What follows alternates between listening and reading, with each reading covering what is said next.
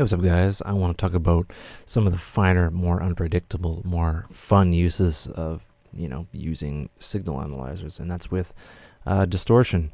So, as a filter kind of cuts things away, a distortion or saturation module on a synth will add things. So, like, say, a filter will shave away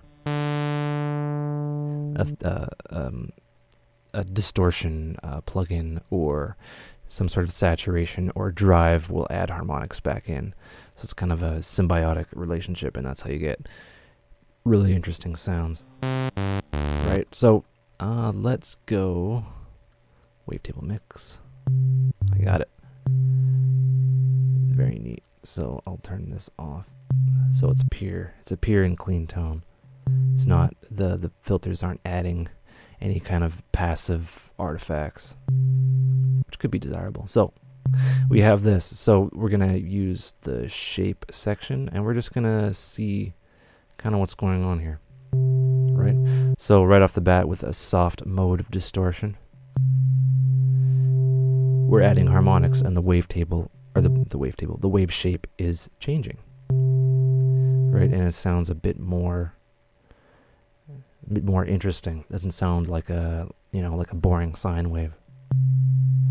It has a bit of that, and when you input more of, say, a voltage, quote unquote voltage, into the distortion unit or whatever it's called, overdriving, and it gets to the point where it can't make the sound any louder, so it kind of folds in on itself. And there's different distortions. Different distortions do different things.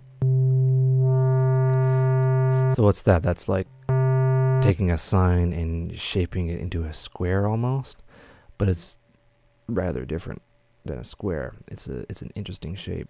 So we'll drive it more. Right, so it's kind of folded in itself. And we have all these fantastic upper harmonics added, and harmonics are good. Harmonics make things sound very interesting. You can get very deep, terrifying tones, and that's just with a simple sine wave mixed with distortion. So, alright, let's find one a bit more interesting. So that's a soft mode distortion. Right, sounds okay. What about hard? Or what about clip? A digital distortion. So when like a digital input signal, it can't go above a certain point. It gets shaved off, and that in turn can add some interesting harmonics and shape the sine wave. All right, so we have our sine wave. I'll go up an octave. There. So we have our sine wave.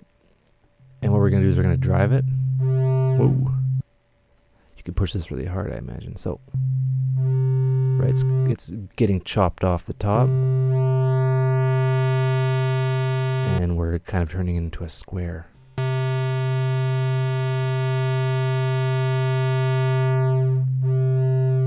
Right?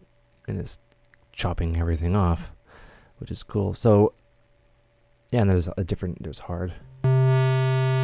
And they all have kind of different timbres, which is pretty cool. Tube, these are not as reactive as, like, say, a solid state anything. So they don't necessarily, they just act in a different way. So the thing about distortion is kind of unpredictable, but you can kind of predict what's going on. So right now we have tube, and it's kind of folding back in. It's folding back in on itself. That's really interesting. Tubes, they're kind of not as reactive to the transients as well. So you can get like really kind of interesting effects. And it's all very subjective, but different tubes obviously do different things. So this is a more richer fold back saturation. And of course we can drive it. And the character will change. Right? So we have our sine, Simple sine. Super simple. Already adding all those interesting harmonics. And yeah, it's not as reactive, but it's still reactive. So this is affecting. This is affecting the positive amplitude different than the negative amplitude, which in turn makes things sound really interesting. So there's a gajillion and a half ways to shape a sound with distortion, and of course you can, once you have a distortion, you can have a filter driving into it. So you take away and then you add, but we're using a sine wave. We will use a saw. So that looks quite different, and you can see it has a bit more bite because it does things to the transients a little bit differently. Right. So now we've taken it, transient kind of still there, interesting partials, but the top half is more square, so it has a deeper sound.